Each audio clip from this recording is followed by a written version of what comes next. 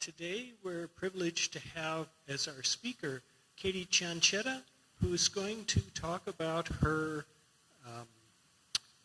pilgrimage on the Way of St. James, or the Camino de Santiago, in northern Spain. I think I'm said enough, and I'm going to turn it over to Katie. All right, thank you, Mark. Could I get a thumbs up if I'm speaking loud enough, projecting my voice? Wonderful, thank you. So I do have to start with a disclaimer. I am not a theologian. I am not a historian. I don't speak Spanish. So I do apologize for mispronunciations of some of the Spanish terms that I'll be using, but it will also be explained in English, of course. So this past summer, I participated in a program called I'll Push You, Accessible Camino. This is a small glimpse into my experience with a group of 50 pilgrims traversing the Camino de Santiago along the Portuguese route.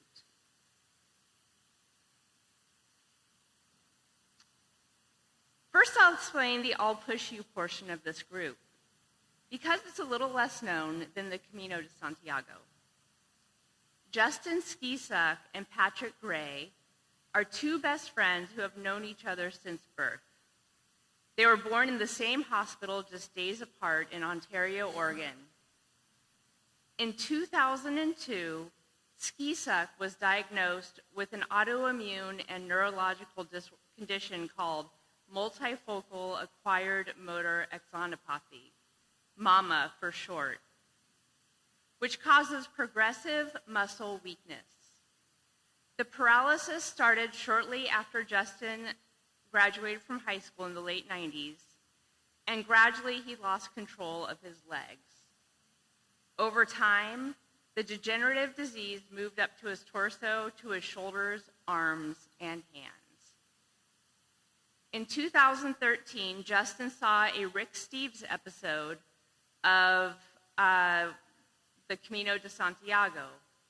He asked his friend Patrick to watch the show with him because he was so enthusiastic about it. But he also, at the same time, mourned the loss of his ability to experience the pilgrimage. Patrick interrupted and said, "We can do it, I'll push you." The two trained and organized, and in 2014, they started the Camino in France, crossing the Pyrenees Mountains into Spain, and ending 500 miles later in Santiago de Compostela. They brought videographers with them to document the entire journey, and then they wrote the book, I'll Push You. This here is a picture of the book, I'll Push You, and on the front of the book are Patrick, who's walking, he's the able-bodied one, and Justin is in the wheelchair. I heard about this amazing journey, and I began researching how I could become a part of it. So what is the Camino de Santiago? It's a pilgrimage across Spain that ends in Santiago de Compostela. The distance of the journey differs depending on where a pilgrim might start. So you can see all these colored lines up there. Those are all part of the network of the Camino de Santiago. Some even say, there are people do the Camino starting in Rome. So they go from one pilgrimage site to another. There are ways to start it in Ireland and in England. They start by boat and then land in Spain and walk it from there. So the Camino de Santiago is more than just one trail. The pilgrimage began as a penance for sins. If a person could not pay for the penance to their local priest, they had to walk to Finisterre, also known as the end of the world. At Finisterre, they had to retrieve a scallop shell and bring it back to the priest to prove they had completed the journey. After the remains of St. James were discovered in a field in northwest Spain, they built a cathedral in what is now Santiago de Compostela and interred his remains there. The new pilgrimage was to see St. James's crypt to ask for forgiveness or healing at this holy site. So a big question is, why in the 20th century do people, or 21st century do people do this? Right? 1,000 years ago, it was required by the church, and now it's definitely voluntary. So the Camino was historically a religious pilgrimage to the tomb of St. James, and today many people, right around 25%, still walk for religious or spiritual reasons. While not necessarily Catholic, many pilgrims walk to connect and discover a deeper meaning in life, to spiritually connect with nature or themselves, or walk to find answers to deep questions.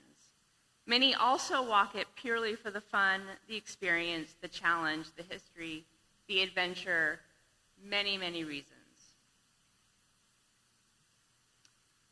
So, after I learned about the Accessible Camino, a program that Justin Skisak and Patrick Gray created to help people with disabilities traverse the Camino, I put my name on their wait list for the 2024 journey. I signed up my husband Matt and son Elliot as well, although they didn't quite know about the pilgrimage yet. Putting my name on a wait list couldn't hurt, right? But when I told them, they were also excited. My friend Lupin, a roommate from when I was 25 years old, is very involved in the disability community in Portland. And she also jumped at the opportunity, thus started our Katie's Camino crew.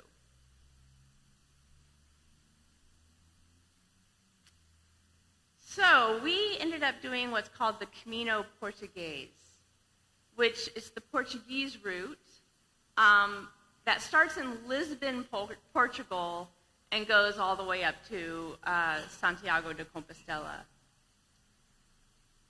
We did not start in Lisbon because that's about 300 miles, and so we just did the last 100 kilometers, which is about 62 miles.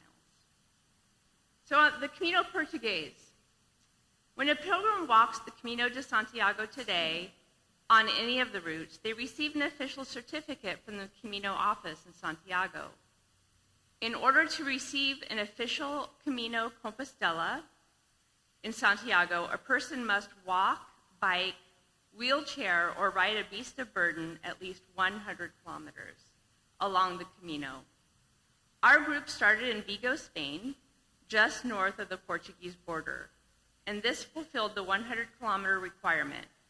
When a pilgrim completes the entire Camino Português, they start in Lisbon, Portugal, and they walk 620 kilometers to Santiago. So on June 19th, we arrived in Vigo, Spain, and on June 20th, we started our pilgrimage. In this picture, you'll see that 6 of us are in wheelchairs. We have Justin, James, Sarah, myself, and Jessica. 34 of the people were able-bodied pushers. We had 5 guides who are native to the region, Galicia, and 2 photographers who are on the other side of the lenses. All of us came from all over the United States, including 2 from Puerto Rico, and then we also had 3 people from Australia. Some of the group came with people in wheelchairs.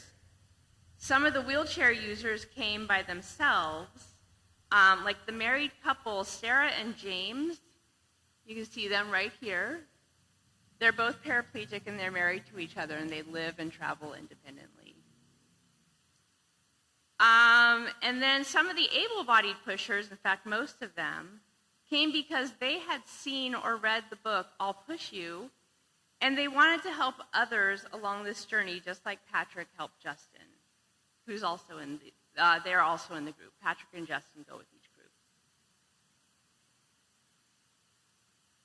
So our first day, we rolled from Vigo to Rodondela, which is about 15 kilometers, right around 8 miles.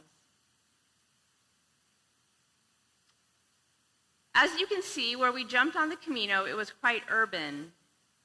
Vigo is a large industrial city, and it's one of the starting points. We literally rolled out of the hotel, and we were on the Camino.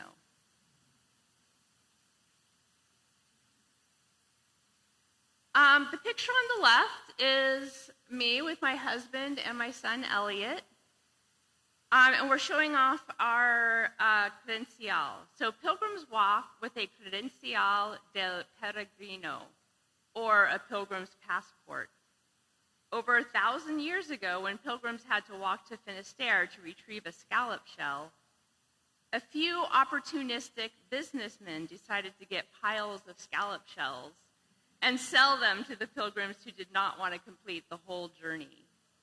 Ergo, the Credencial del Pellegrino.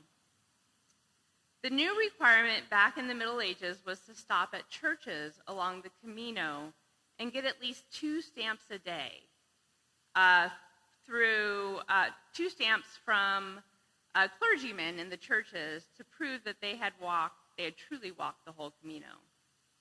Today, a pilgrim can get a stamp in churches, albergues, which are the little hostels along the way, restaurants, and sometimes a person will set up a table along the route and just sell their trinkets and stamp the passports. The stamps are always free, of course, because we're pilgrims. Oh, whoops, sorry, one more. This picture to the right, I took that one because I thought, my gosh, we could be in Oregon, right? This looks like the Oregon coast or even like Beaverton. I feel like I've seen exactly that right around Beaverton, Oregon.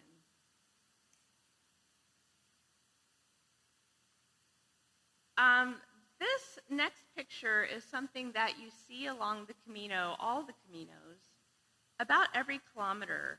And so at least every kilometer, pilgrims can find markers to show the way. It's a granite pillar with a blue tile, yellow scallop shell, yellow arrow, and the placard below indicates how many kilometers are left before you arrive in Santiago.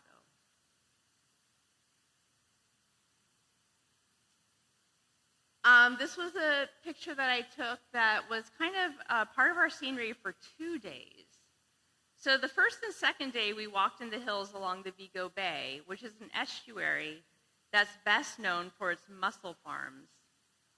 In the bay, so up here, oh, you can barely see it, but there are these little tiny rectangles, and those are actually platforms that grow scallops.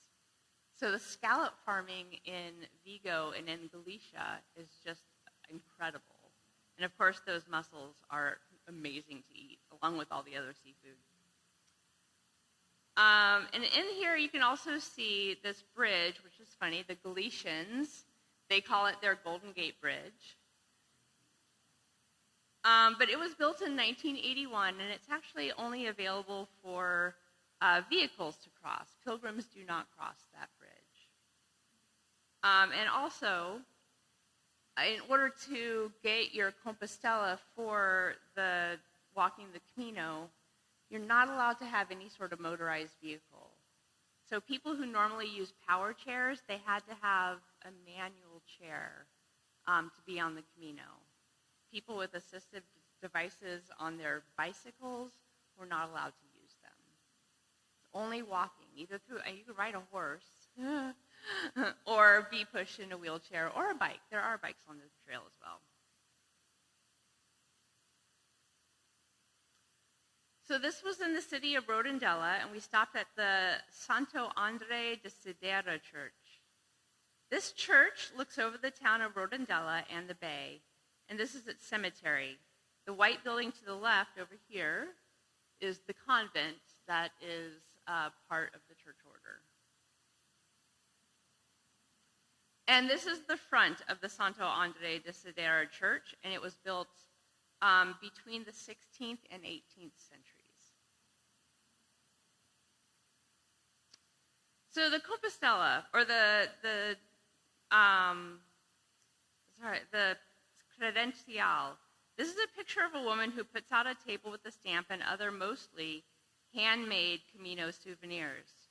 She both stamps and dates the credentials so that the office in Santiago can verify that the pilgrim received at least 2 stamps a day. Honestly, it's such a big thing now that along this Camino, gosh, you could probably get 10 stamps a day pretty easily because there are so many places to stop, and people really want to stamp your passport. No, no, no. Free, absolutely free. And many of the things that they sell don't have prices on them because if somebody really wants it, they'll just give it. Like, that's kind of the spirit of the Camino. Okay, these are the buses that we took. So at the end of each day, we boarded our All Push You buses. It even says All Push You in the sign in the front.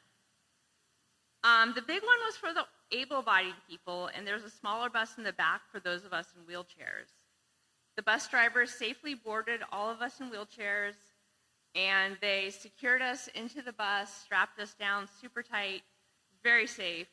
And then we, often the 6 of us would sit and kind of debrief the day, talk about some of our challenges, our hopes. It was really a wonderful time to bond with what they called us the captains.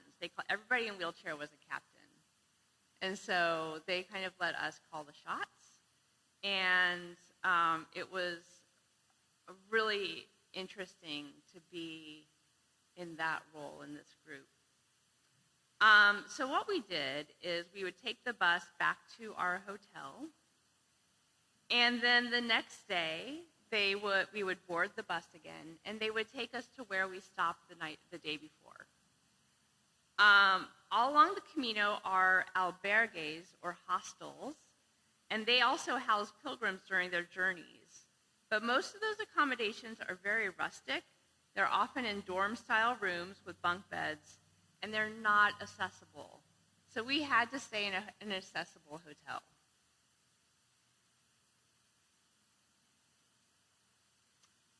So here's that picture again.